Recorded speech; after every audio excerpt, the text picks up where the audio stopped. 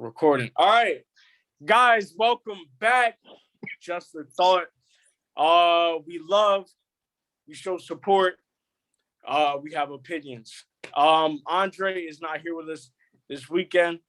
He will be back on the next episode. Shout out to Andre. Peace and love, Andre. Happy Saturday, everyone. We got some really special guests on this episode today. Please let them introduce themselves. You guys already know Illy.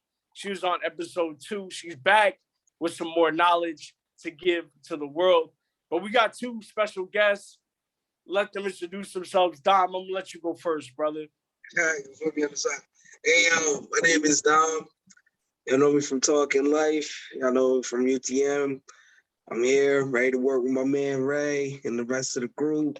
And let's, get out this knowledge and have a good, wonderful feedback, good thoughts. Keep it all love, nothing negative. Just everybody got a difference of opinion and a different matter of perspective, just willing to share minds.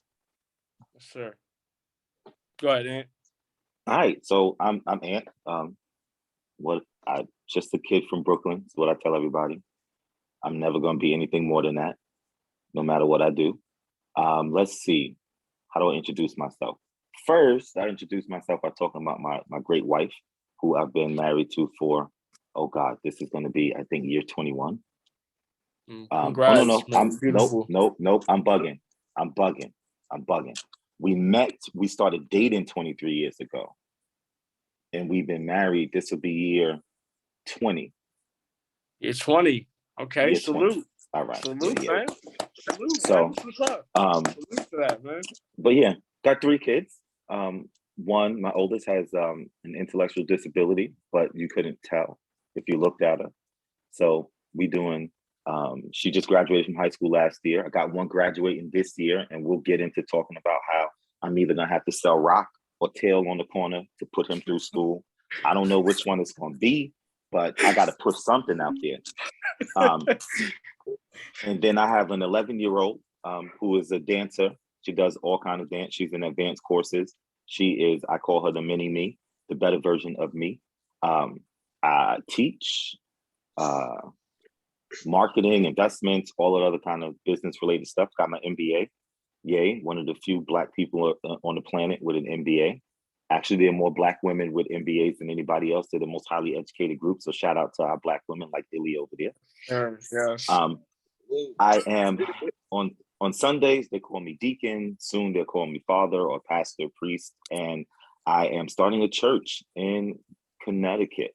So we're in the process of doing that. So I do all kind of wild things. And I'm a super nerd who loves Marvel.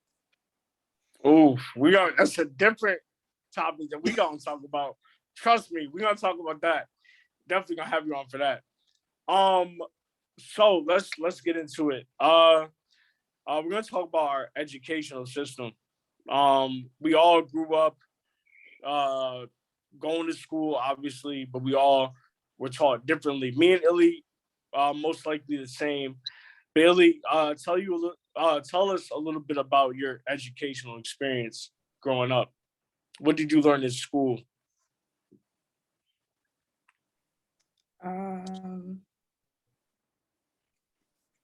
I would say growing up in Greenwich public schools and having taught in schools in different areas in DC,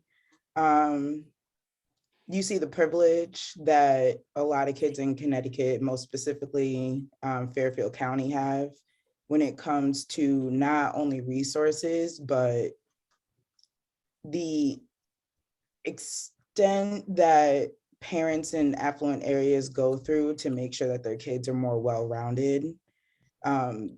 Us going to Greenwich High and having sports like bowling, fencing being actual, competitive sports, not just hobbies, something most kids in the country don't see. Greenwich High has skiing. Greenwich High has even, denied federal funding just to keep the cafeteria the same way, which is a privilege a lot of districts don't have. Even to redo their auditorium that costs $30 million is something that a lot of schools in this country don't see. But growing up as one of the only Black girls in a predominantly white space, a Black girl who uniquely has family that has been in the area since the late 1800s, there's a very big disconnect between a Black experience in Greenwich and the white experience being in Greenwich.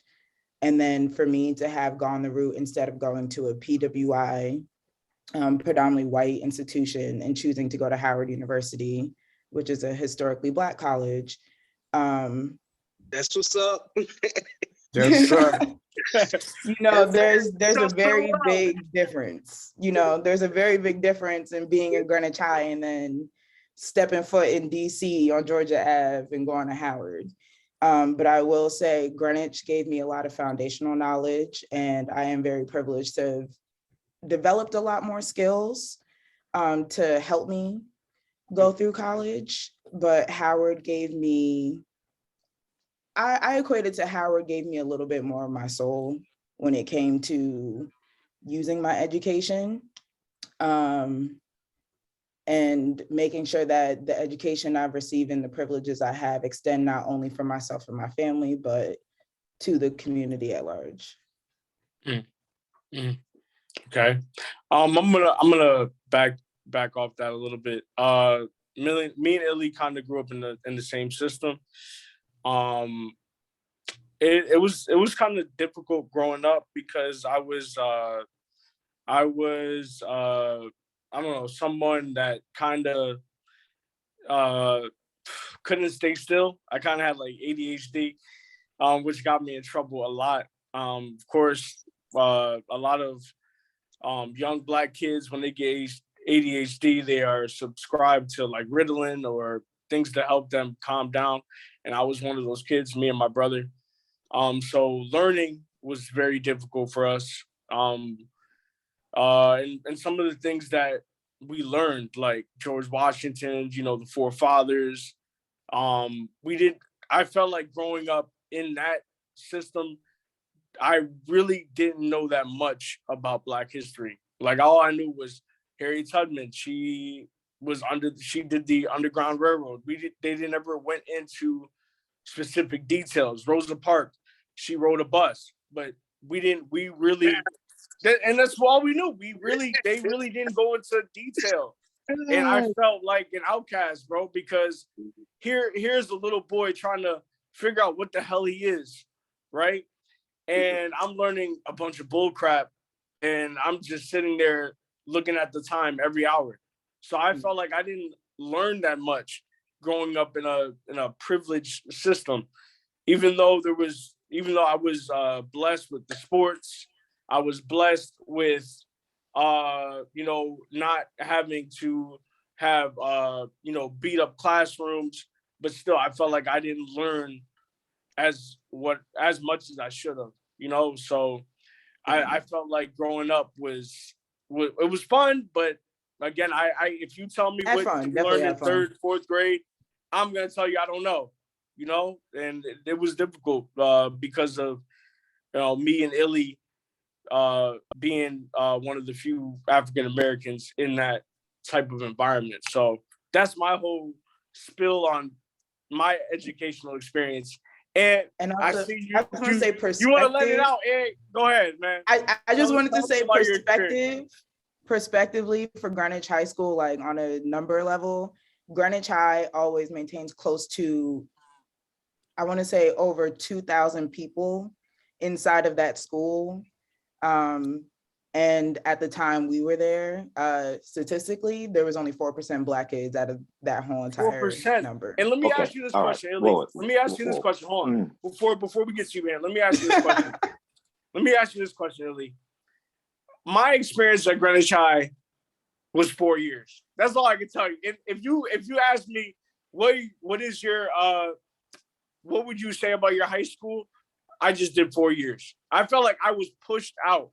Like, even though my grades were good, I felt like I was pushed out and I didn't learn anything. Did you feel like you learned anything going to Greenwich High? So it's kind of different because Ray knows I was the one that was in the honors classes. Yeah. I was like the Black girl that sat in all the honors classes, and uniquely, my mom was on the board of education for Greenwich when we were in high school. Whoa. Yeah, Whoa. she was the first Black woman to be on Greenwich's board of ed. What's your mama's name? Natalie Queen. Okay, so I met your mother. Okay, continue. We'll have a lovely conversation.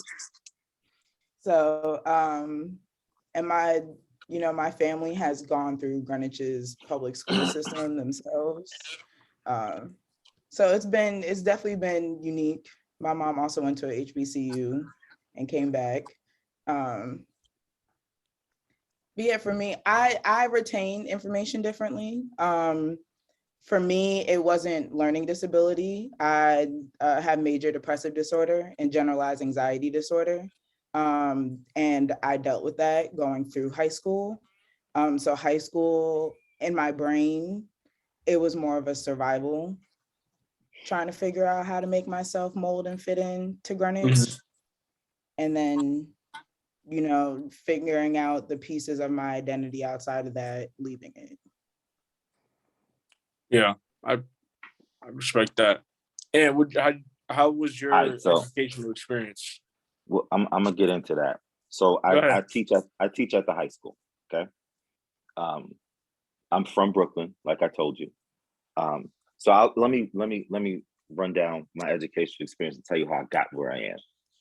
So I went to a Lutheran school from kindergarten to second grade. Wound up in a public school, a magnet school, #1 school in Brooklyn from 3rd to 8th grade when I was there. You had to test to get in. I had to write about a dream. I don't know what I wrote about, but I got in. It was out of my district. Right? It was probably something stupid, but I wrote about it. All right. So it was out of my district. Had I gone to the district school down the block, PS 23, shout out to 23. I played basketball at 23 forever. Shout out to the priest who used to give us free lunch. But had I gone there, I wouldn't be having this conversation with you right now. There was 23 and 33 in the neighborhood, PS 23, PS 33. The people who went there, a lot of them are still in the hood. When I go back, I still see them, okay? I got into Boys and Girls High School. If anybody knows anything about Brooklyn, legendary Boys and Girls High School, my mother said, nah, you can't go. Why not? Because your girlfriend is going there, you won't do no work, dummy, okay? Couldn't go there. Got into Martin Luther King High School. She said, no, why not? Because you're gonna get shot and killed. It's way too dangerous, okay? Went to a school called Benjamin Banneker on the campus of Pratt Institute, legendary architectural school across the world. I had to be moved out of that school because I wasn't a bad student. I just didn't do any work. I talked a lot. And allegedly we threw clay out the window at people who were walking by and destroyed an art room. Allegedly, I might have brought objects to school that should not have been brought into a school. Okay. I got robbed at my middle school, which was PS 308, outside by kids from 324 down the block. I got jumped. One of my friends had to jump on top of me to keep them from stomping me. I didn't know these kids. I went to school with Fabulous. So those are the kind of people who I grew up around and know. I used to be, well, I'm not gonna say that because this is gonna be like out in the ether. I'll tell you offline.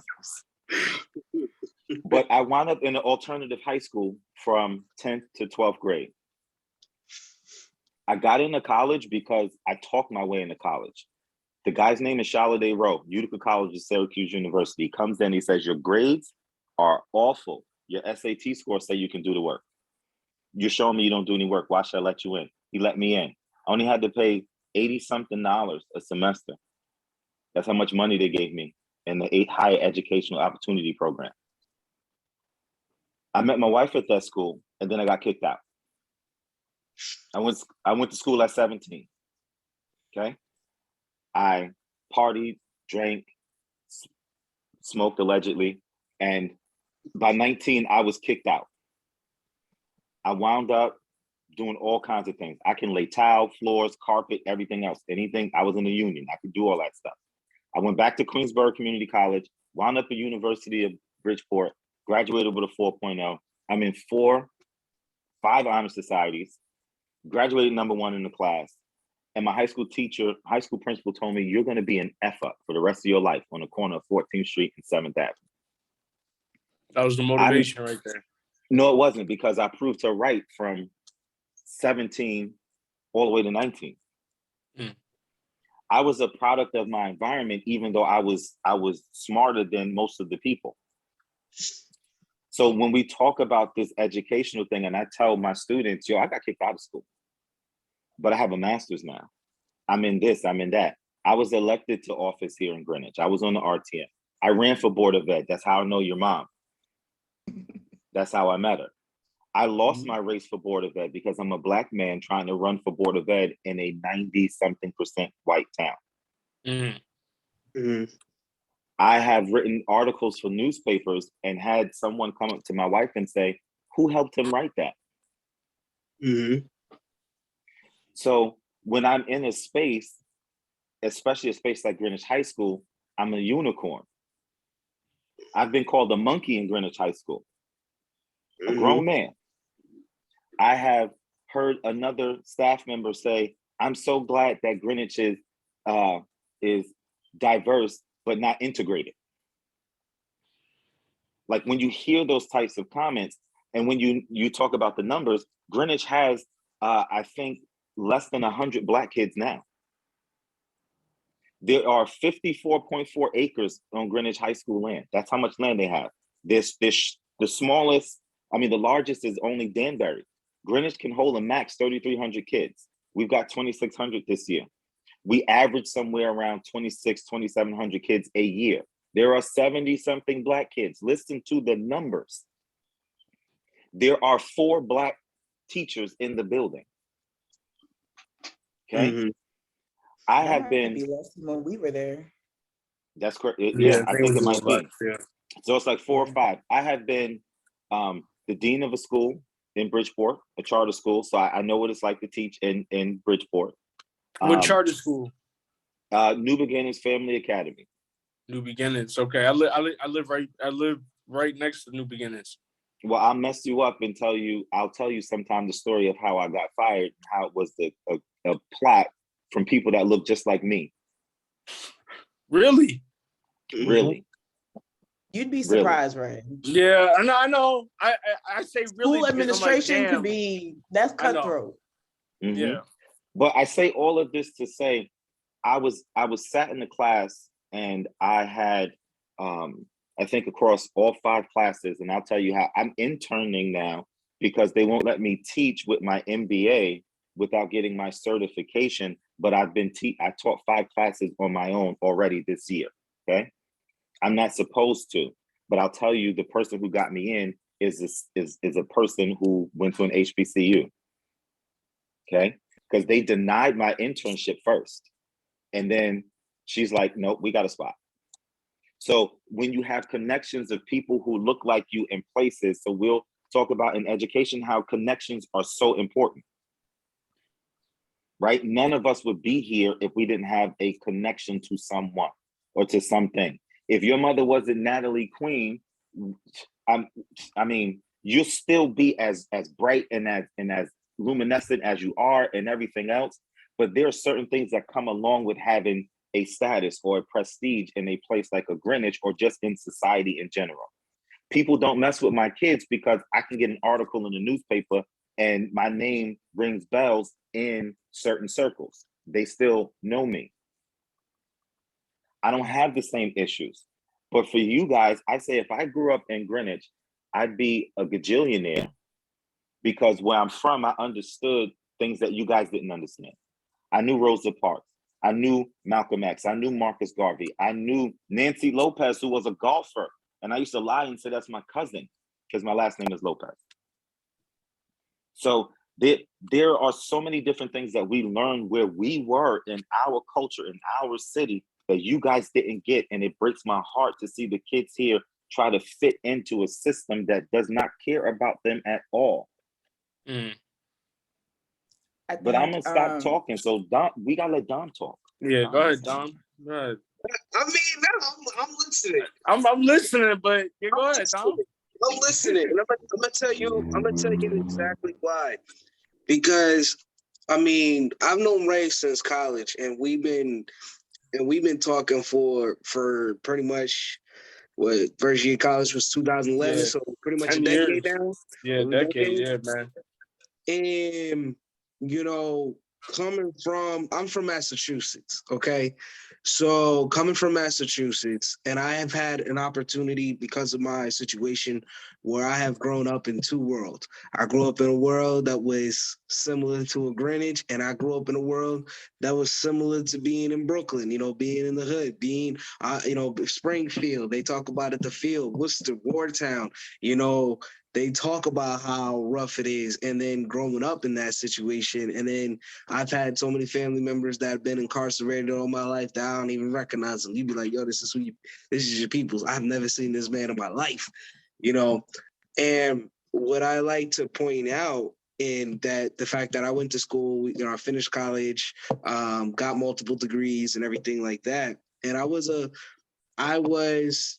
similar to Ray, and where you're intelligent and you can highly think, but the classroom does not fit you.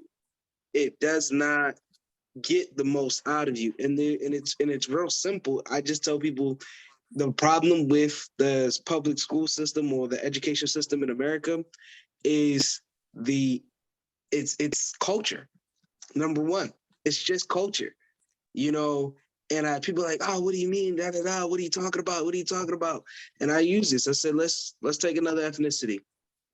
You take somebody from India, right? They come here, they come to the States, they are put into an environment that emphasizes education. And not only does it emphasize education, it also makes sure that the discipline is set. When I've worked as a substitute, I worked as a teacher, worked as a math tutor and things like that. When you work with kids that come from other countries, they are in the same environment, going through the same things that a lot of the other kids in the inner city are going through, but they're having different results because of the culture and the environment that they have, that they're coming from is different. So it's a matter of sitting here saying, when I'm in Walmart on the black side of town, and I see people be rude as can be, and they're 65 years old, what is your culture and what is your environment like? Where I could see somebody, where a woman in Walmart gets in line and somebody else will just bum rush, cut that person off, and we looking at an altercation, or we looking at something that could possibly happen. And these aren't 18-year-olds. They're 60. They old. They somebody's grandmama. So if that's somebody's grandmama, what do you think somebody's grandmama is teaching their daughters, and what do you think their daughters is teaching their kids? And then vice versa. What is the grandfathers teaching their sons, and what are the sons teaching, their kids? It's a matter of culture and environment, and what does our culture emphasize? And what it seems to be is that we are growing up in a program and a structure that emphasizes one set of lifestyle and culture that is highlighted, and another set that is not. Because I don't care what anybody says. There's a lot of, we in the 1960s, Black people did well when Martin Luther King was still pushing, when Malcolm X was pushing. And 30 years prior to that, you had Marcus Garvey generation. Black people, we did well. We were inventing, we were highly educated, we were pushing through all barriers. Textbooks that weren't even nothing, we still did better. Why? Because the culture and environment said we had to. There was no other option not to. But as soon as we start getting integrated into white mainstream society, because we have a God complex, therefore we start to regress. And we start to regress. Black daddies start being home, because before the 1970s, we were a two-parent household on average. And we also had those parent situations where daddy had another kid on the other side of town. And we had that situation. Let's not act like it was all perfect or nothing like that. I don't want to say that at all. but we came from a 2-parent household, and then we all of a sudden kept regressing every single generation, every decade. And there's always something that, if you look at it from the 80s to the 90s to the 70s to the 60s, there's always something that's around Black people that we never talk about. And especially comes to education. And I think education is based off of culture. Because if you look at the Jewish community sends their kids to school, but that's not where they main their kids' education on. They send their schools to go learn how to read, write, and do math. All right. They teach their kids culture. They teach their kids a sense of responsibility in their own culture when they go and they study to become a man, to become a woman. This is the types of things that they teach them. They teach their kids who they are at home. That is our number one problem. We are not teaching our kids who they are at home. We are relying on a public school system that has no interest to tell your kids who they are, to teach them who they are. I mean, let me just get y'all perspectives on that. Okay. Hey, go ahead. No, Illy, go ahead. I would say, culture in a household definitely, I wouldn't sit here and say culture in a household doesn't play a part. For me, culturally, education, my mom didn't rely just on Greenwich for me to be educated. I was supplemented in the house when it came to Black history. I'm named after Malcolm X's daughter. My grandmother met her when she was working in Greenwich, and the rest was history after that. Even just foundational thing. My mom brought me to Harlem to go to an HBCU fair just to make sure that, Ivy League and the same pressures that all my other classmates in Greenwich were going through. There was other options, because a lot of people don't know, majority of people in my family have gone to HBCUs despite being in Connecticut, being in Greenwich. And I definitely, culture definitely does play a huge part in that. My mom, sent me to sleepaway camp where I was with kids from around the world, making sure that I wasn't limited to one perspective, being in a single parent household, that I was learning from other people, not just my mom and not just my teachers, because let's be honest, teachers in Greenwich also do a lot of scarring, especially the white ones, when it comes to the Black kids in the classroom and they don't know how to deal with them. Because like Ray, I used to get the marks about, a pleasure to have in class, but distracts her peers too much or talks too much. Hell, first grade, they thought I had a reading disability. And then second grade, my cousin got me Illyasah Shabaz's book and I had started reading it in second grade on my own.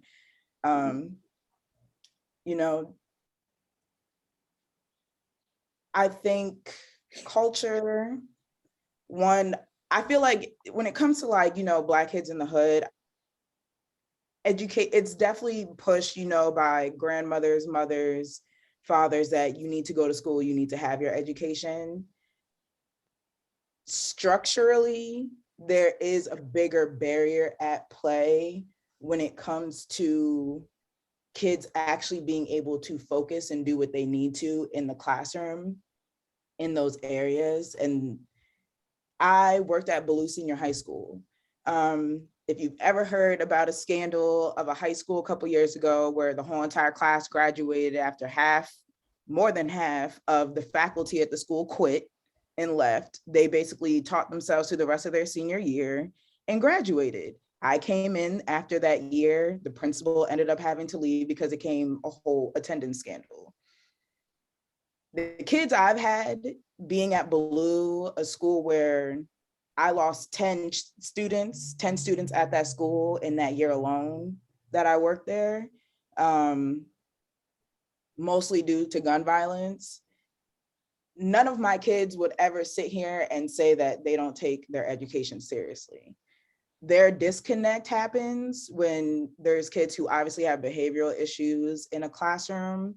Usually it's not because they don't want to do what they need to do, it's they're bored. Their minds are thinking on a different level. The material, 9 times out of 10, the material is too basic for them to feel like they're being challenged. I personally struggled with one of my students who I worked with, not just coursework, but behavior. And his constant struggle is, this is too easy. Therefore, he loses interest and doesn't want to do it. Right. Yeah. I feel like kids in the hood have a lot of self-awareness to what else is around them and the things that are playing into their downfall than a lot of people give them credit for.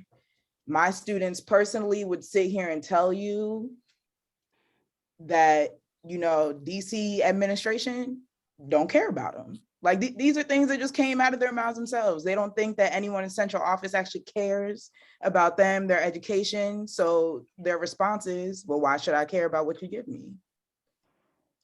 I think it goes a lot bigger than just the culture. Obviously we know there's parents who may not focus on education as much, there's always outliers and things like that. It's not always just, that, in the house, it's school and all that. I just think that there's a lot more systemically that's playing a part into why Black kids specifically are not succeeding at the way that other kids are. So can I ask you a question, Illy? Mm-hmm. So I have two questions. Because I went to a private school where I was one of the only Black kids, but I also went to a bunch of schools where I was one of many. So in that aspect, have you ever been in an environment where people have tested your Blackness? Yes. In fact, being at Howard alone, it's, oh my God, there's Black people in Connecticut. Oh my God, really? So what do you know about this? What do you know about that? Hell, even family members of mine that, didn't grow up in Connecticut, because I have family that lives in Japan. I have family that lives down south, lives in Europe. It's always the family that tests you first, it's family, like, you don't know how to play spades, what you doing with your life? Like, my Blackness has been tested, and white kids have tried to test my Blackness being in Greenwich. These kids used to be here calling me Shanae and anything else under the sun being in Greenwich. And Ray knows, at times I was not too nice. Times I was very nice. At times, all the time. I asked that question on purpose. I figured I knew the answer, but I asked that question on purpose because it's like what I was saying, and then what you're saying about the systematic, and what Ant is saying. It's like we're all in the same area, if that makes sense. I don't want to speak for Ant, but I mean, you tell me if I'm wrong. Like, we're all in the same. We're all talking about that. There's so many different issues. My question, I guess, is what is the number one? Because what I've learned from my experience is that Black people do test each other's Blackness, and I find that if we all look alike, and I've always told people, like, it don't matter, because I remember when I also attended a HBCU. What Ray never told you is that I left Johnson to go to Coppin, which is an HBCU. Yeah, I left, so I got that experience. And when I first got there in being from Massachusetts, a lot of dudes in Baltimore be like, a lot of my family is originally from Baltimore. A lot of people like, oh, you coming out here from Massachusetts? Is there even Black people in Massachusetts? And like isn't there like an all white? Because the way it's perceived in history is the Boston Tea Party and all of that stuff. You don't understand that Malcolm X spent a good majority of his years before he became Malcolm X in Massachusetts. That's where actually Malcolm X went to schooling. They don't talk about that. W.E.B. Du Bois actually went to Harvard and came out of there. You don't get that information. And that's where I talk about culture, is that culture goes past. Culture is what sets the tone for how you perceive things, how you'll speak, how you'll view things, what is your stance, what your belief system is. It is like the central hub. So I asked that question on purpose because it's like, if you got tested your Blackness at Howard, what does that go to show how the rest of Black people perceive other Black people? So you can't. So good point. Okay, there's a lot, and I'll say yes and no about culture and some of what you said. First off, Howard is a special case. We can't talk about Howard without understandanding that Ta-Nehisi Coates talked about his experience at Howard and talked about Howard being the Mecca, right? And how it was this kind of convergence of all of Black culture and from every place across the country, across the world, where all of these different Black belief systems kind of met each other. And so Howard is especially among HBCUs, probably it's a reason it's called the Mecca, right? There is no singularity of experience of Black culture at Howard. Yeah. You will find every single Black experience on that campus. And if you're smart enough to take advantage of all of the different elements of different types of Black culture, then you come out more well-rounded. You come out more understanding. You come out bigger and better than you were. The idea of Blackness is a myth, okay? Mhm. There is no such thing as Blackness. Talk to him. And so what happens is when somebody's, I'm going to test your Blackness. Well, define what Blackness is. Mhm. Because I can't play spades, does that make me any less Black? Because I don't speak the jargon you speak in your neighborhood, does that make me any less Black? Because I don't speak what the good white folks call Ebonics, does that make me less Black? Because I can code switch anytime I want to, am I less Black? None of that stuff. I don't wear the same clothes that you wear. I don't listen to the same music you listen to. I don't speak the same way. I don't do my hair the same way. I don't wear the same makeup or cologne. As a matter of fact, I don't believe in natural hair. I like to have my hair permed, but I do believe in it. Where's the Blackness? Right? What makes you Black? The thing that actually made you Black was this thing that where folks had to decide you needed to be different. And so what happens is when we talk about culture, we are viewing our own culture through the lens of Western Anglo-Saxon racism. Okay? And so when we talk about each other and we talk about ourselves and we talk about the culture in our homes, we are only viewing that culture through the system that they gave us to break us. So we continue to break each other. I talk about it in this way, and forgive me if I can't say this on your podcast, but No, go ahead. I'm gonna say it. You feel free, whatever you want to say. Go ahead. We niggerize our own children. Yeah. Yeah. Yeah. So what we 100%. do is we teach them That part. to you got to behave like a good little nigger Mm-hmm. in order to not offend these people around you to get you shot, killed, or put in jail. So then, can I ask you a question then on that note? Mm-hmm. When will Black people stop? When will we learn? Because technically we're not Black, technically, because our shade is not Black. But from what you're saying, when will we stop and learn to accept that this is not our country? So I would disagree with that. And I would say it's our country for a lot of reasons. Number one, it wasn't their country. It's not Never their was. country. No. Never was. So when we say this isn't our country, yes, it was, because we were everywhere before yes, they were. Okay. Yeah. of course. So now we built it. The systems that they run, the government they run, the legal system, the educational system, the judicial system, come from Black culture, African culture.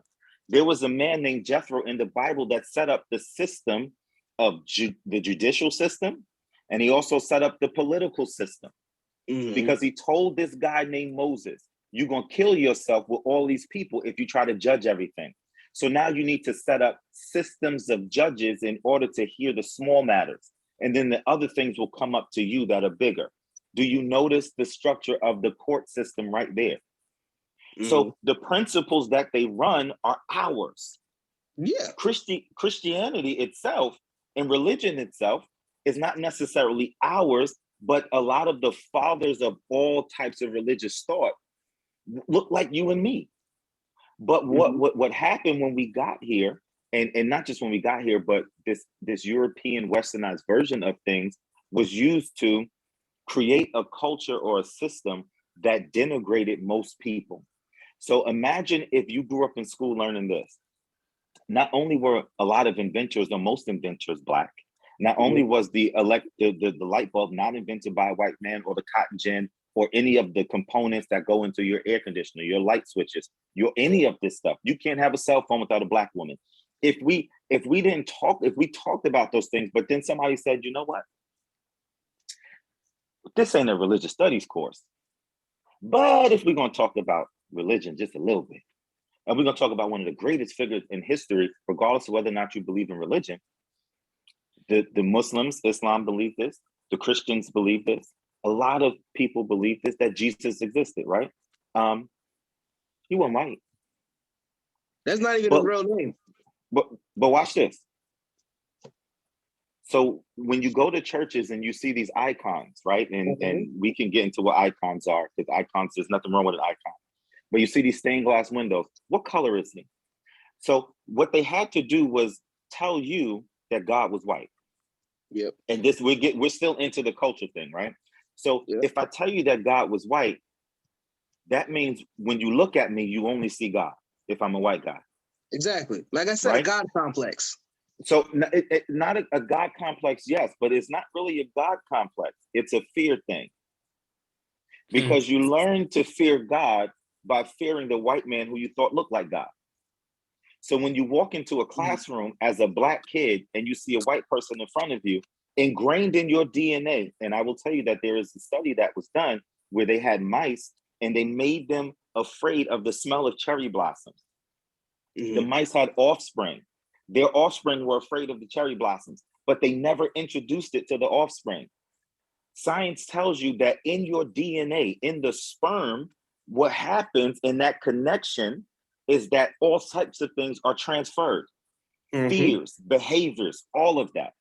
And so when we walk into a classroom, we automatically, instinctively look at the person in the classroom who doesn't look like us, and there's a sense of fear. I agree. Yes. I agree with you. And here's the one thing, the reason why obviously we built this country and we have been probably one of the biggest aspects to the United States government's power from start to finish, because we gave them economic wealth, that gave them advancement, that gave them technology, that gave them everything that has put them at the top from all the things that we have contributed to this country.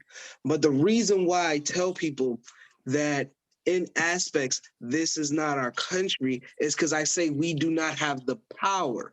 The power goes into the group that controls the country. That's whose country it is. We have the power. We do. But they've broken us in a way that we don't understand that we have the power. We don't understand the power. And I'm not talking about, I know we have a spending power.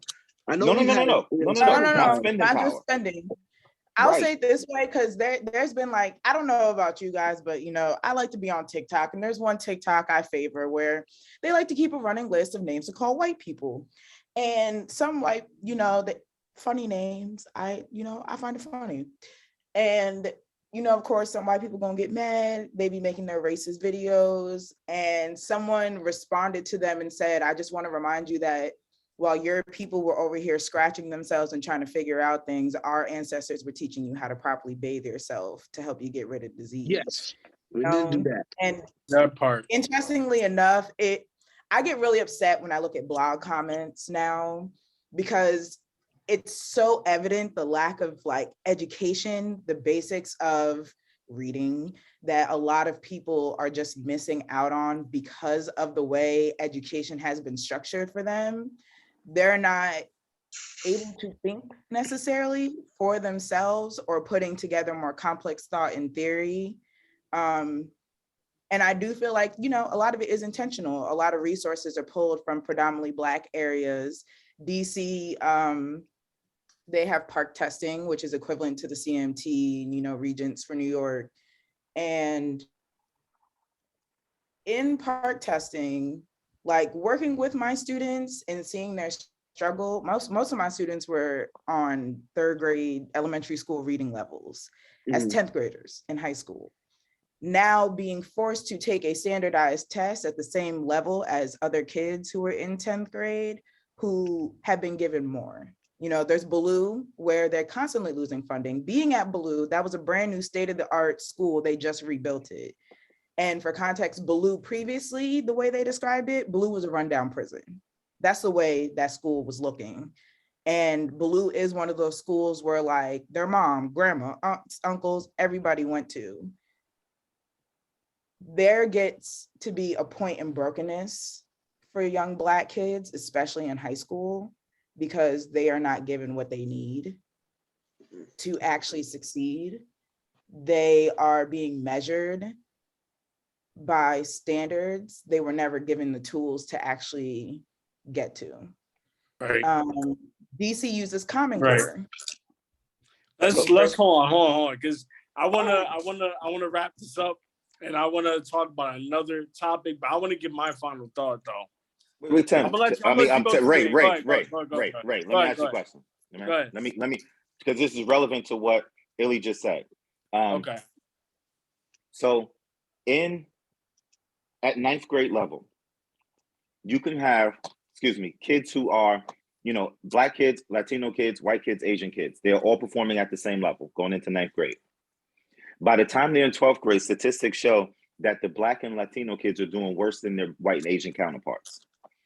Kids came in on the same levels.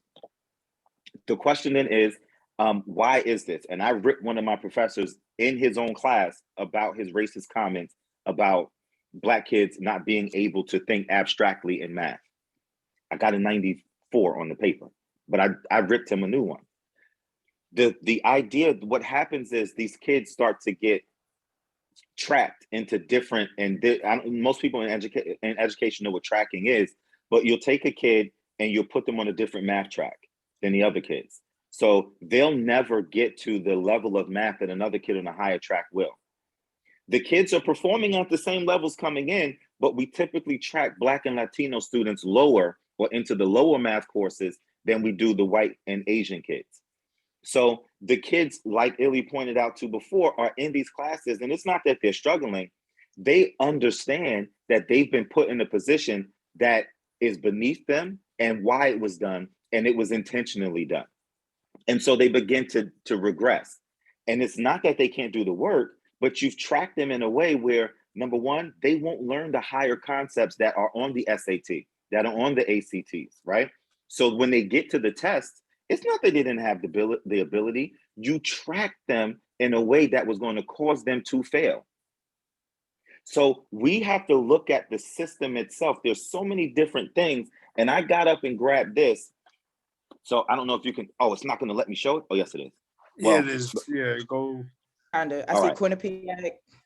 Right. So yeah, UNH. Okay. Yeah. All right. So I'm going to show you that Hofstra number. You see? Well, I'll read it to you.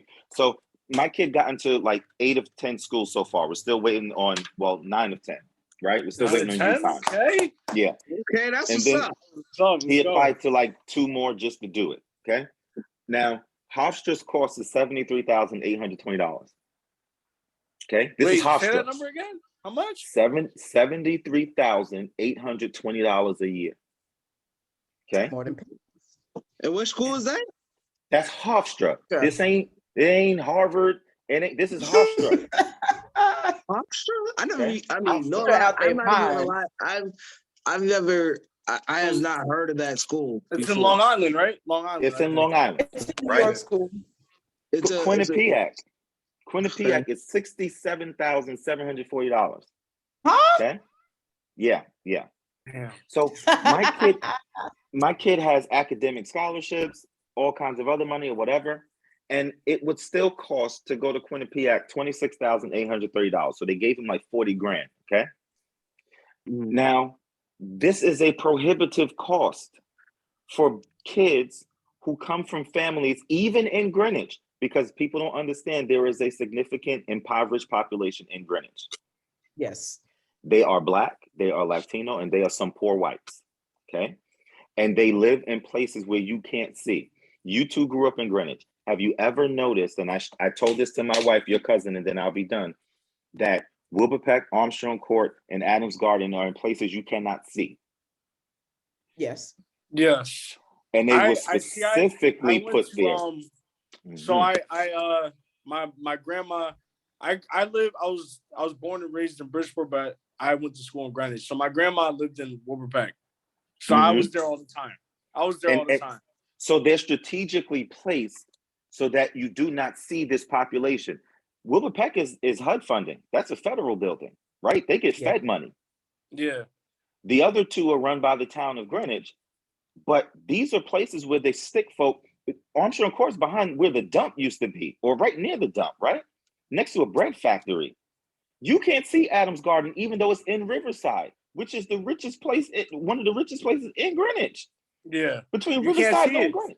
You can't And see Adams it. Garden is always seen as the place that everybody wants to go to because they got more space. Well, there used to be the park until they decided. You really and can't see them. Now that I'm thinking about it, you really can't see either three of them. So when you take these people, right, and I'm trying to say that these communities exist everywhere.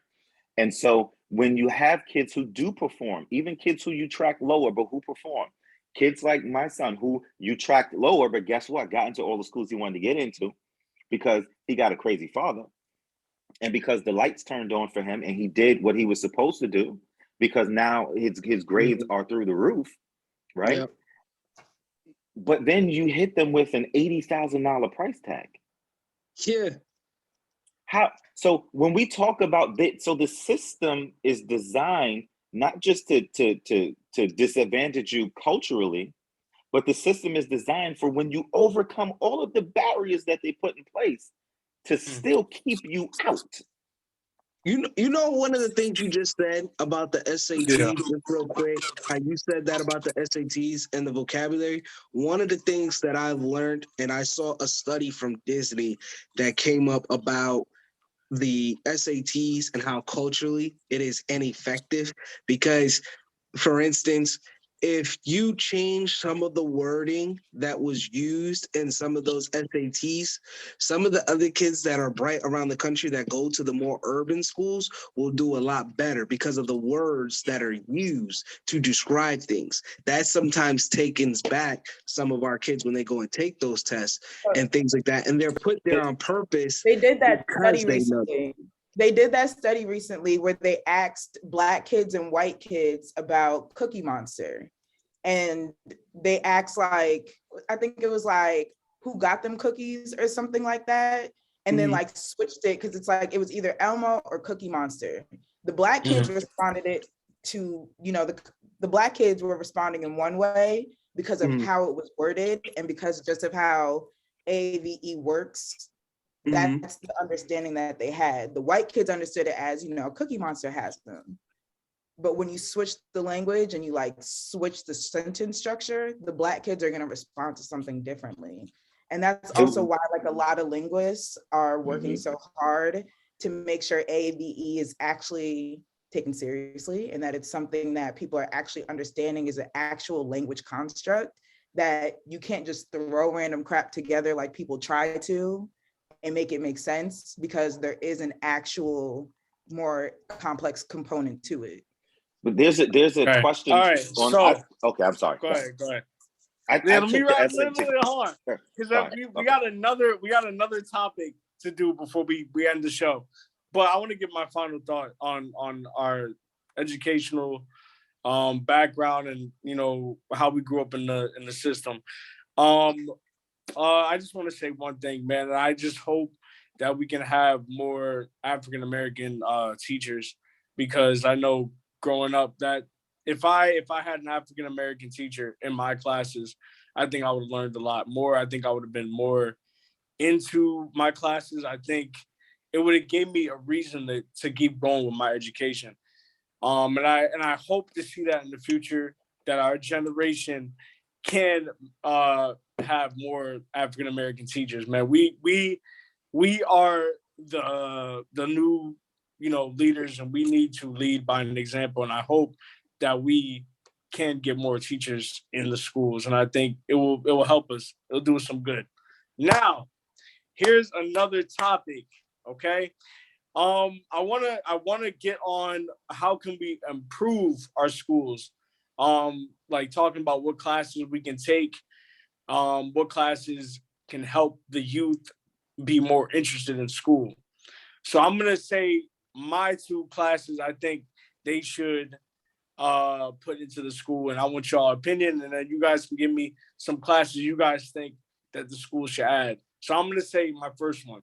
My first one is financial literacy. We talk about. I think that's very important. And then my second one I would say is, of course, talking more about Black history. I think those are important. Listen, Black history is yeah, we say it's just a month, but Black history is just like white history. It's every damn day. And I think it's important to add that as a year-long class. And I think it would do us some good. But what do you guys think about financial literacy and Black history? What do you guys think? Go ahead. So, go first, let me. So, we already teach personal finance at Greenwich High School. Greenwich has it. Personal finance is also the government, the federal government, federal Department of Education and boards of education around the country are actually trying to put personal finance in as a required course for every student at the high school level. So that's underway. The African American course or the Black History course, the Board of Ed state level here, the Connecticut State Department of Education has pushed out a mandatory, so every school now has to implement an elective called African American and Latino Studies. Greenwich has lost its collective white mind over this course. They don't have a choice. It is being implemented. The Board of Ed lost its little cuckoo brain, okay? And you have people saying stuff like, "Oh, it's talking about systemic racism." And don't you love how we tell people we don't talk white, but then we want to talk like white people, we talk like white people? It's funny. I'm sorry. But they're like, "Oh, well, you're talking about systemic racism and you haven't even studied to find out if it's real." I'm like, see, this is why I stay away from Board of Ed meetings, because y'all gonna get me in trouble. My degree tells you it's real. Hello. So wait, can you elaborate on that? That was too quick. I graduated from Howard with a degree in administration of justice, which is criminology. So my whole entire base is studying the criminal justice system, how it started in America from its very little inception up until how it is now. Systemic racism has literally played a role in that since the foundation. Policing in America did not start as policing in America. They literally took the concept from Scotland Yard, who was policing petty theft. Scotland Yard their original purpose was to stop thieves. And, being here in America, they took that concept and they used it for slave catching, which then grew into the police system. A lot of policemen don't even know the history about how the police force actually is racist, and it's very literal inception. It was for that exact purpose. Mm. The fact that whole, I can go on for days about the criminal justice system, the ins and outs, and speaking from both perspectives, because I understand. Don't worry, we'll have a I was about to say that's like a whole other. We'll talk about it. Don't worry. So yeah, look, I love that. We did a whole talk on that, all the way down from slave patrols and everything else. But that's gonna be a fun show. So to answer your question, how do we fix it, or can we fix it? No, and no. It cannot be fixed. The only way to fix this system is to build a contra system. Mm-hmm. We have to, and Right. I mean system of education, right? So one of the things that I want to do with my life and the legacy I want to leave is to start a school system. Notice I didn't say a school, but a school system, from kindergarten to terminal degrees, your PhDs, your EDDs, all of that. Because it's not just those two courses. Personal finance or financial literacy and Black history or African American studies, that's cool. That's foundational stuff we need to know. But I think we need to start teaching our kids where we came from, in the sense that it goes more than just the course. It needs to start from kindergarten all the way through. It needs to be teaching the culture in a way that's counter to the inculcation that we get now from the system that we're in. I talk a lot about where we came from in terms of the Ethiopian kings and the Solomonic dynasty as for young Black men, and how it is that we descended from a particular type of people. And I have this thing called the Q, which is my educational philosophy: knowledge, understanding, and wisdom, which is a continuum that one leads to the next. You can't have one without the other. In school, they teach us that knowledge is power. I teach you knowledge is not power. Knowledge is the most basic form of something you can get, and knowledge is still where ignorance goes away, but you're only aware of something. You don't understand it, and you're not wise enough to be able to explain it or to apply it abstractly or relevantly. We don't teach that in school. And Illy talked about the idea that kids aren't taught critical thinking skills. We definitely don't teach that to our students. We definitely don't teach that to kids of color. We don't teach them that it's your ability to think and to abstractly apply the ideas and concepts that you learn in school academically that then lead to putting you in rooms where people can't deny you, where you're able to create the space for yourself. I'm very big on us creating space for us. And so how do we do that? It's by, first, we know we can't pull our kids out of the school system just wholesale, right? So we've got to learn, we've got to create a system that maybe on the weekends, these kids get a couple of hours or something from us, right? Where we're doing some of this stuff for free, where we're doing some of this stuff at no cost, where we're actually teaching them the things that they're lacking. Because it's never going to happen in the school system. Not when most of the boards of education don't represent or look like us. So when you ask, how do we fix the system? We can't. And I'm not one that believes get inside the system and work it. I thought that until I got elected to office and saw the system from the inside. So you're saying the Marcus Garvey approach, which is, the only time change is going to come is you have to do something. In order for something to be done for us, it has to be done by us. I think by us, but also, so I have this theory, right? There are racist people, racist white folk and other folk, but also racist adjacent folk, right?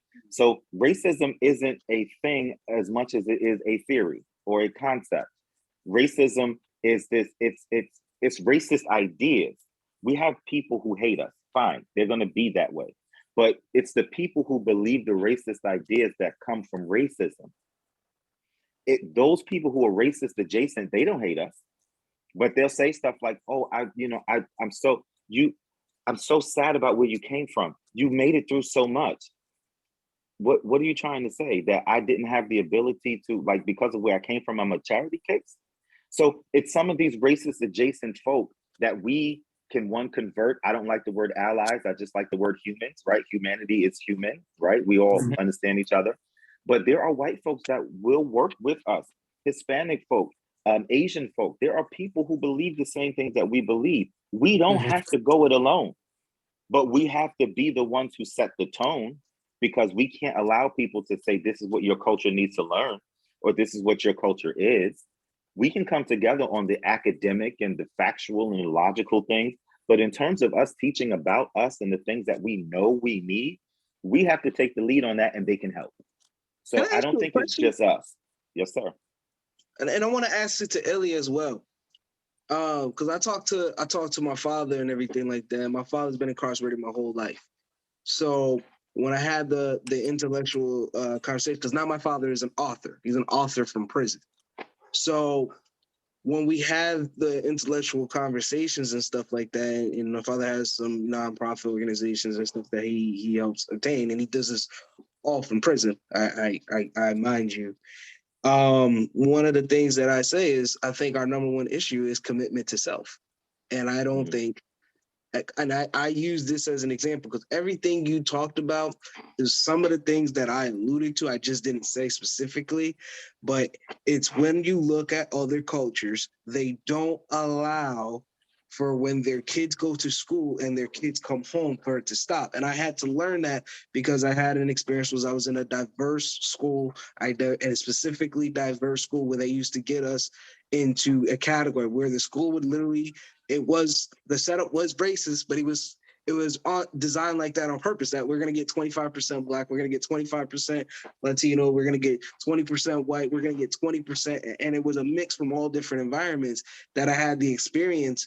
And when you have teammates, you build a specific bond, because I played basketball. So I had teammates that were Latino. I had a teammate that was Jewish. And I used to see that when we got our team going, that his dad was able to go into his business and be able to put up to, give us the gear. And then this, the coaching system, they had to pay back the loan and everything. And the reason why I'm bringing this up is because when you have that experience to go into other different cultures, you know, I get a chance to see the glimpse of their culture, their environment, and how they emphasize things. And I always tell people, keep in mind that some of them are in the same financial status or situation as us. Mommy, they're working class, working poor, whatever you want to call it. They're not ballers. They're not that. I'm not talking about people that are on a different level and got different access to wealth where they can get a private tutor, because that changes the game. You get a private tutor, your kid's going to do much better. You know, if I'm talking about everybody coming from the same, they're in the same tax bracket range.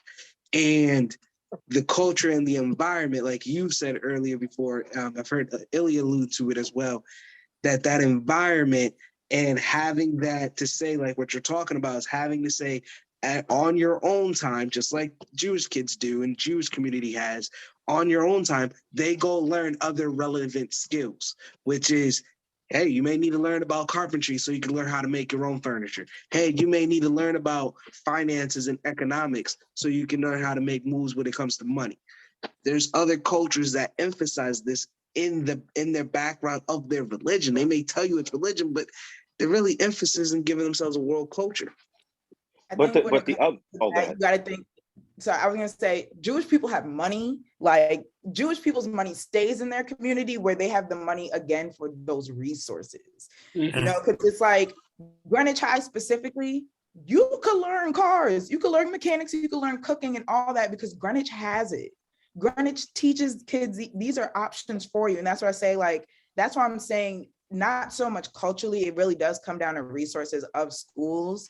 And that is a bigger issue on a policy level.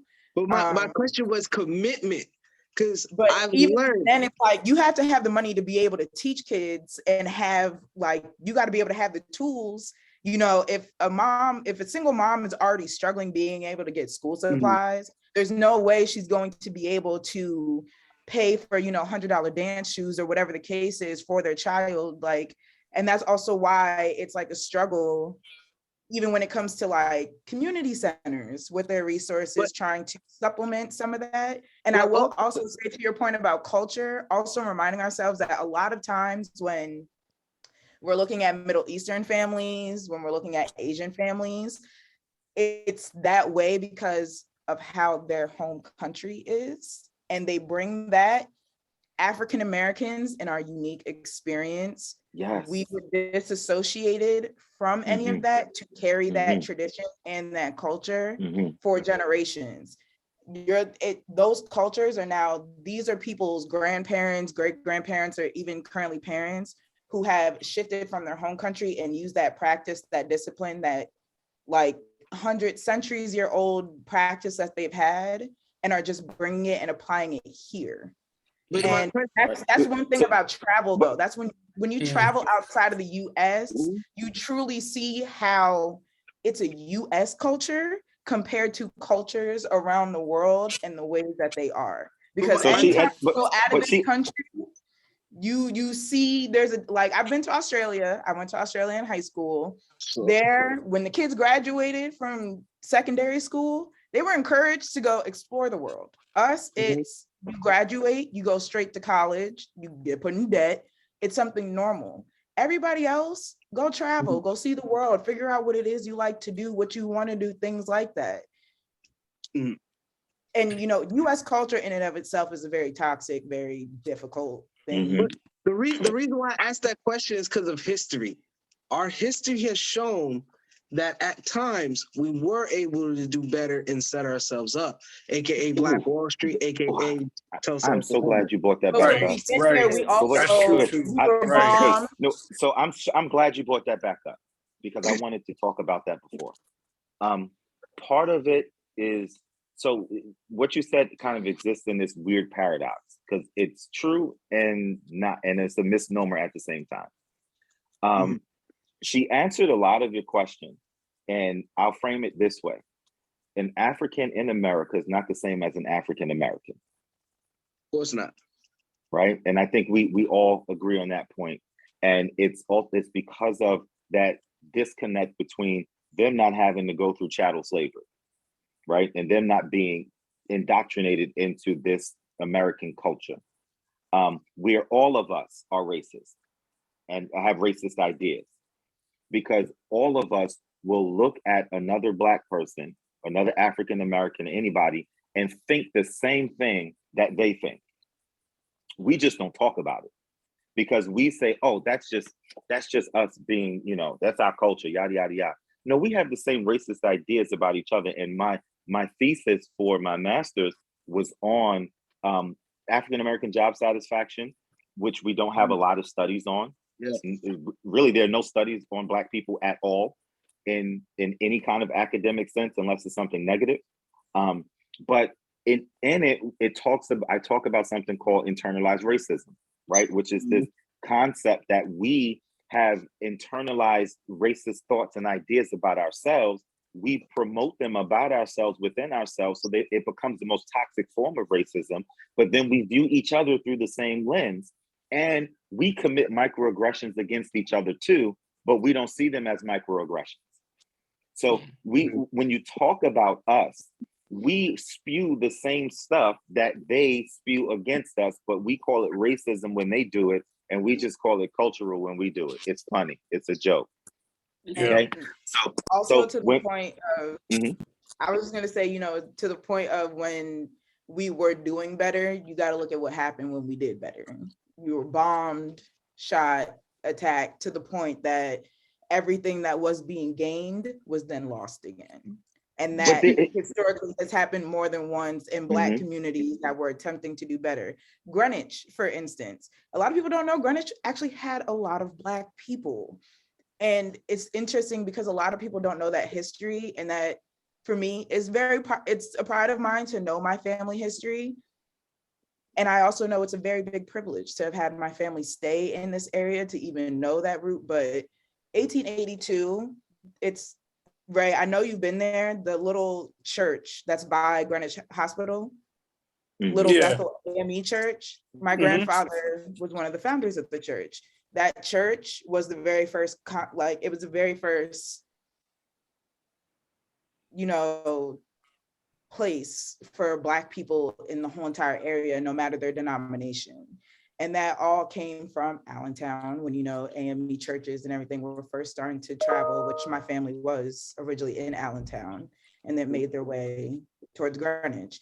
But a lot of people don't know that there have been places and focal points for Black people in these spaces, but it gets whitewashed out to the point you don't know until someone actually starts talking about the things that they know, what's gone on around there.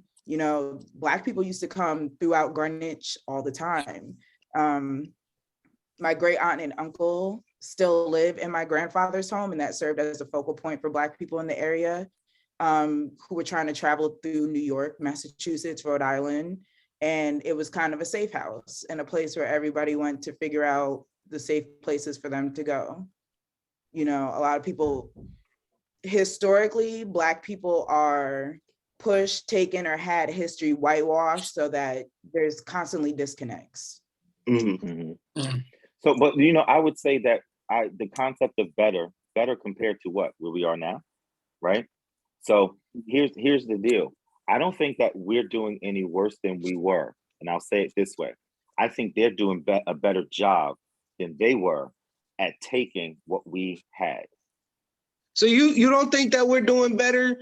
You don't think that in the 1960s, during the Martin Luther King era, or the Malcolm X era, or I will say it this way. Let me approach it from this way. Martin Luther King hurt us. Well, Martin Luther King did not hurt us. Martin Luther King did not ask for what we got. Okay, that's number one. You have never heard Martin Luther King ask for civil rights. Go look at anything he said. He never asked for civil rights. Radical. That man was radical when he passed. So, but what they gave us was civil rights, and that's what we settled for, because that's what they could stomach and put through their Congress. So we never got what we asked for. That's number one.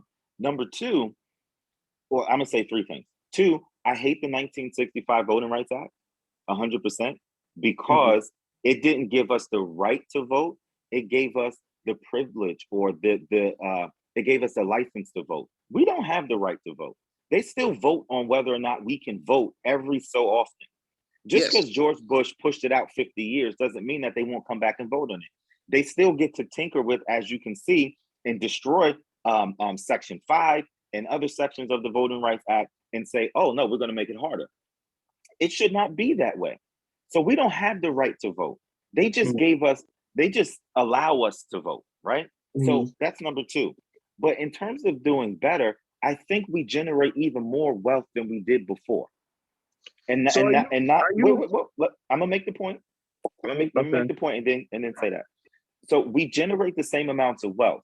The difference is, and I agree with what you said, that segregation hurt us in the sense that we ran to them and not us. But what happened was our money started, as Illy talked about earlier, leaving our community. So they got better at putting their places inside of our communities and siphoning our money out. And once you siphon the money out, you take away the resources from the community that can keep the culture vibrant and alive in the community. Then think about it this way. We want to do things for kids outside of school and on the weekends and things like that, but they have created a system that our parents are so beaten down mentally, physically, spiritually, emotionally by the time the weekend comes, that they have to somehow be able to kind of decompress. Us as students, we're so beaten down in these classrooms, even though we don't notice it, we need the weekends to decompress. So now you have to start making the judgment, the value decisions.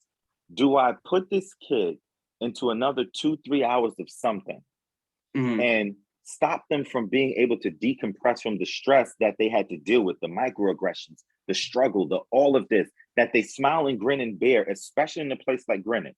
Because in Greenwich, you have this dissonance where you have to be able to explain to yourself why it's okay for you to be hanging out in a place where you know that these people are racist, why they're saying stuff to you and you can't say anything back, why you got to take it, why. So it's this dissonance that you have to deal with that on the weekends at home, you don't have to deal with it. And so if you don't give people that time to decompress, how do we keep any kind of mental health and our mental health is suffering as Black people now anyway. So we've got this whole set. That's why I say maybe disconnecting completely in terms of having a space where from 8 to 2:30, I do not believe kids should be in school for more than 5 or 6 hours. That's too much. It's ridiculous. You can't teach them anything because after 40 minutes in class, as a matter of fact, after 30 minutes, I'm not listening to you and I'm grown. Yes. So there's a whole bunch of stuff. And like you said before, this conversation is so much bigger, but are we doing better in terms of what we generate, our productivity, all of that? No, I think we're doing better now. But I think because they figured out a way to siphon the money and we weren't wise enough to understand that integration would lead to the decimation of our resources and they will plunder us again, like they do every single time that they see people of color prospering. As Illy said, they did it when they plundered the Native Americans. They plundered in parts of Africa. They plundered us here. They plundered in the West Indies. And every time we're getting ahead, they come and figure out how to siphon our resources. So that's the issue. It's not that we're not generating the same thing. They just figured out how to siphon better and build a system around that where, as you alluded to before, we have power, but we don't know how to exercise the power. And since we don't know how to exercise it, and the only power we have in this country is the vote, and that's why they fight so hard against it, because we can come together and start community centers and stuff like that. They'll just come in and shoot us. Yes, and the history's told us, yeah.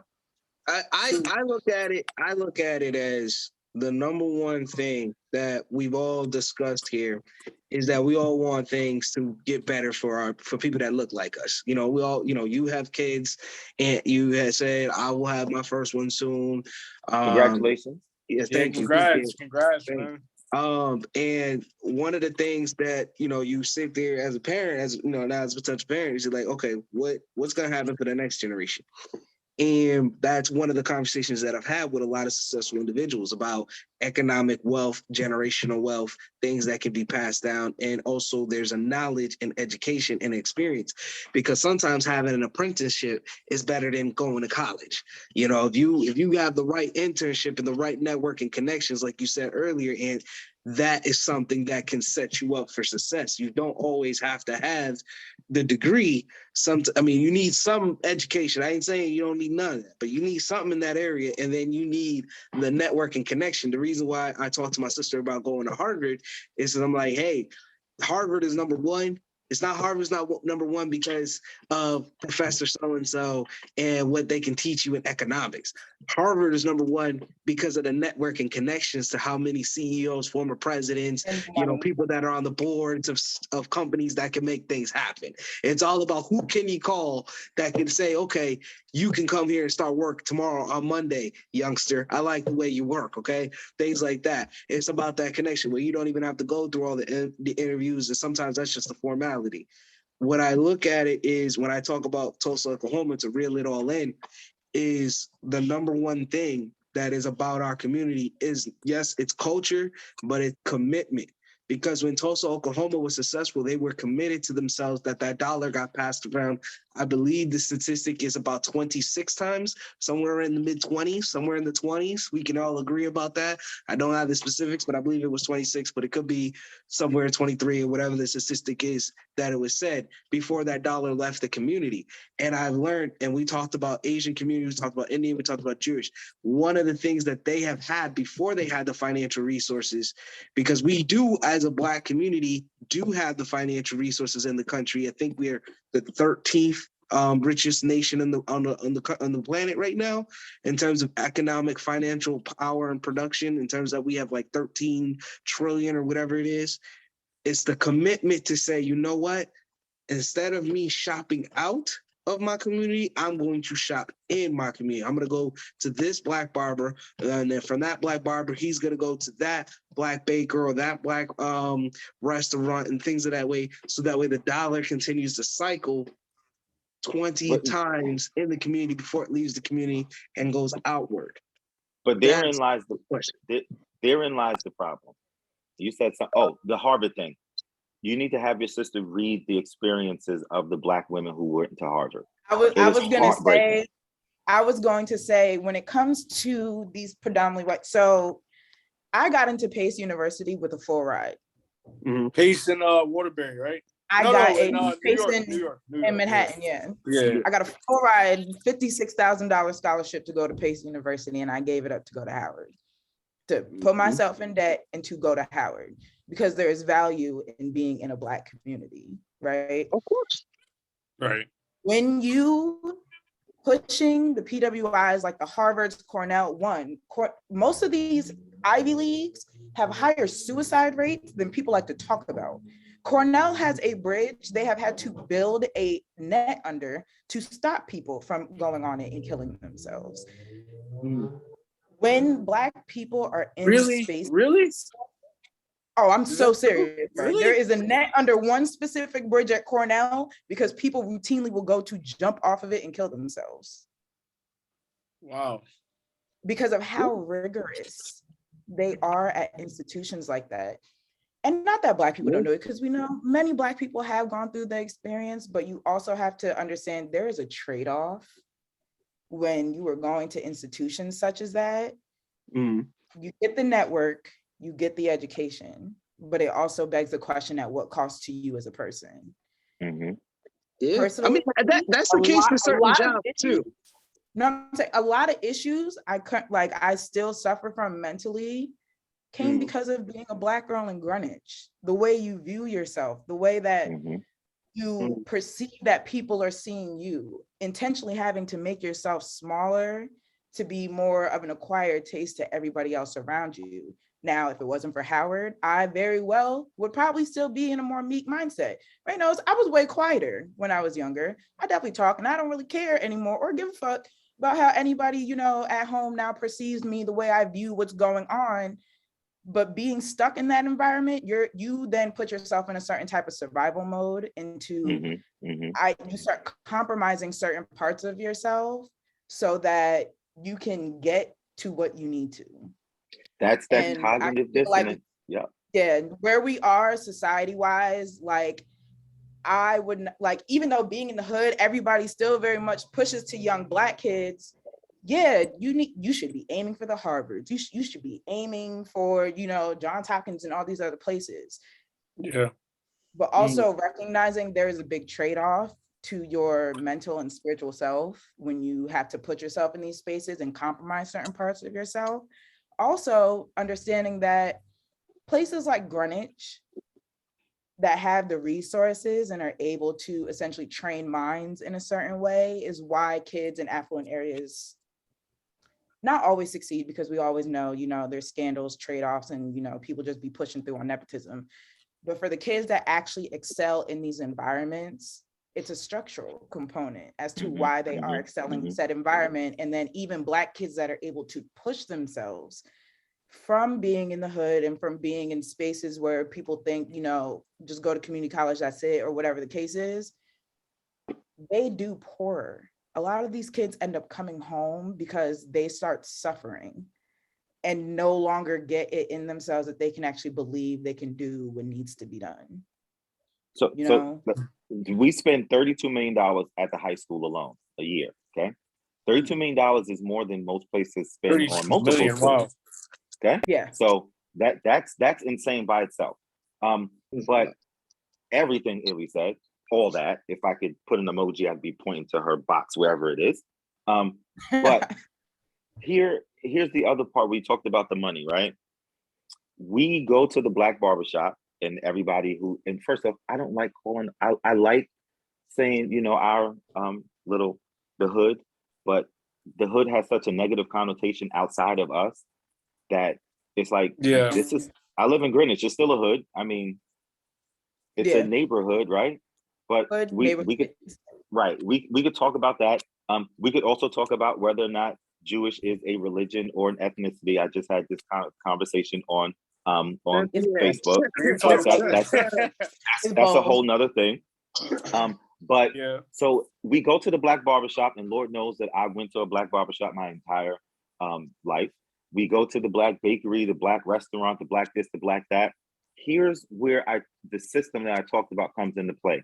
That money you spend at the Black shop, unless they're hiring people in the community, which a lot of times they are, we'll say that. But where do they get their supplies from? Who are their suppliers? Who are their suppliers? Where's the real money going? That money is still going outside of the community into the hands of people who live in Greenwich. No, that's what I meant by commitment. When I say commitment, I mean from top to bottom that you have to at least. People have to say, where are the 100% in-house? Everything is my suppliers, my resources, my tools, my farmer market, whatever it is. So you hit something, but you're hitting on something, right? So where are the companies for us to be able to do that? They do exist, but where are the resources? So when you talk about Black farmers, they are paying white farmers millions of dollars and not giving Black farmers anything. They're killing their crops. So they're not able to even provide for local shops inside of our communities. We're the Black truck company. They're in areas where cancer is like, you know, they develop. I don't know if everybody see, but they had a whole documentary come out about, I think it's one specific town in either North or South Carolina where it's mostly farms. It's Black people, but you know what the issue is? The land is ruined. People are sick. It's literally like the whole entire town has developed cancer, and most people they know have now died from cancer. And also, there's a documentary, but also environmental racism is very well like a course people can take now. And I encourage people to get a little more knowledge when it comes to that, just the way zoning laws and things are put into place, and just the overall impact that like climate. That's why it's like, it's difficult to even talk about what needs to be done in education, because everything is so intertwined into one another. Talking about because I was going to say a course, because I don't think we can change the education system, because education in itself, there is state issue and federal issue, that you have to deep dive and take apart. Then on top of it, it's the way that they try to control teachers and just the overall way teachers are even allowed to teach kids. Like, if you were to sit here and spice up like a song or something to get kids more hip to understand what they're talking about, simple. But certain schools, you can't do that. Like, the most pressing time you will ever see in a classroom is when someone from administration is coming in. Because 9 times out of 10, teachers are trying to navigate what they are mandated to do in a classroom and also presenting it in a way for their kids to be able to actually absorb the material in a way that they're going to comprehend and be able to, you know, say it for themselves. It's a really big struggle. Like, that's why I take issue with Common Core, and that's why my students used to get upset at the fact that I was leaving the school and wanted me to be there. But I was I'm honest with my students, and I still talk to them now because I be cussing them on Instagram about stuff that they be posting. And just, you know, overall, I don't care. Yo, Listen, that's good. That's good that you do that, because that shows I you don't care. They got Miss No. Queen. You had the audacity to follow Miss Queen on Instagram. Now Miss Queen's gonna tell you about yourself. No, That's just how that's good. That's good. That's that's just how it important. works. That's I had one important. student block me. I had one student block me and then tell me, I was like, yo, why you block me on this platform? He said, because Mr. Lopez, I can't have you posting all that stuff under what I say, because you always like saying something. I'm like, well, listen, I'm trying to make you better. He's like, no, I get it. No, if you care about your kids, I have kids that graduated from college, which is, I'm not gonna talk about how old that makes me, but I'm in their lives. I still have kids who are like, listen, you're my father, you're my uncle, so I mean, it's a community. It's like, and that's what I'm saying. Like, no, because growing up though, because I knew Ant since I was a little kid. So, but when he was around, I'm not gonna lie, you did bring that like uncle, like the energy. Like, you would always give us like a word of knowledge. I was like, man, like, yeah, so I remember that about you, and I can only imagine that effect you still have on kids being a like, teacher. You don't ease up on them, and a lot of times, like, even further, people don't realize that schools are safe havens for kids. Like, I've never been an actual teacher, so I've been an educator, but not the actual teacher in the classroom. I did City Year, which is an AmeriCorps program, and I served as kind of like a supplemental educator in the classroom, but there's certain students I work with. There's students I focus solely on their behavior, students I focus solely on their attendance, and students I was focusing solely on their coursework. And when anybody that wants to work with kids, let kids warm up to you. That's the way I operate. I always let kids warm up to who I am as a person before like directly just like coming at them. And, you know, I have the bond I have now with my students because I give them space to be who they are and let them get accustomed to who I am. Yeah. And that's just why I'm able to do that with my students, because I will say not every teacher is able to sit here and, you know, depending on the relationship, depending on what happens in that classroom, not every teacher is able to hold bonds with students. But I also feel like that kind of speaks to the type of educator some people can be at times, you know. I'm mostly speaking to the white educators out there. I was so, all right, so before we I was going to say criminal justice is important, I think, in more urban schools to be taught, specifically because these are the kids that typically are thrown into the criminal justice system. And it pains me that these kids are thrown into a system or exposed to a system, and then they're never taught about it. They learn how to very poorly navigate something that they can easily get a class on. To teach them certain things. So even being at the high school, I personally taught my kids about what was going on, how certain things worked. So they had more of a knowledge of how to better represent themselves. Because there was, you know, there's a cop at school, and it's not the same as the resource officer at Greenwich High. Like, no, my kids are coming in through metal detectors on both levels. My kids are, you know, being arrested right there at school. Like, I've literally had a student arrested for armed robbery, come and gotten from the room with me when we were talking and then be brought to the front to be arrested and brought to jail, you know? School to prison pipeline. Literally. Before we wrap up, I want to ask you guys your final thoughts. So I'm gonna go first, man. My final thought is, if you're a kid, teenager, whatever, you're still in school. My thought is, make sure you know what you're learning. Make sure you're getting as much knowledge out of what you're learning, and don't be afraid to, challenge your teacher. Don't be afraid to ask questions. Don't be afraid to push yourself. A lot of kids going in school right now, I know it's, you just want to get through the next hump. You want to just go to your university. You want to just be finished. But no, actually take the time and use your resources to figure out what you want, man. Because schools, you're not going to be in school forever. And I think we need to, take advantage of it. So kids, if you're watching, please, take advantage of this time now to, figure out what you want to do. And, your resources are right there. You have people that can help you. So don't be afraid to ask for help. So that's my final thought. What's your final thought on it, Dom? My final thought is, just because you hear people talk about their matters of opinion, it doesn't mean that they feel ill will or negativity. It's all about food for thought, teaching each other, challenging each other to be better, and becoming a better person. I also recommend that nowadays there's no excuse. If you have an iPhone, if you have access to the internet, you can look up individuals. I encourage kids to look up Mansa Musa. I encourage kids to look up Shaka Zulu, Zulu Nation, Timbuktu, to understand how that played a role into certain things. I encourage kids to learn about the Moorish dynasty.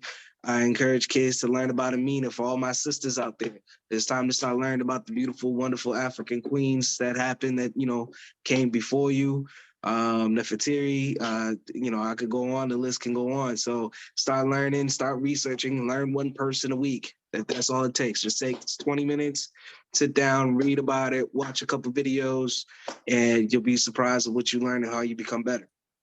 Yes, sir. Yes, sir. So we're going to close out with Ant. Illy, you're going to go with Ant. We're going to close out with Ant. Go ahead, Illy. Final thought. I would say when it comes to education, don't limit yourself to the way that US presents it.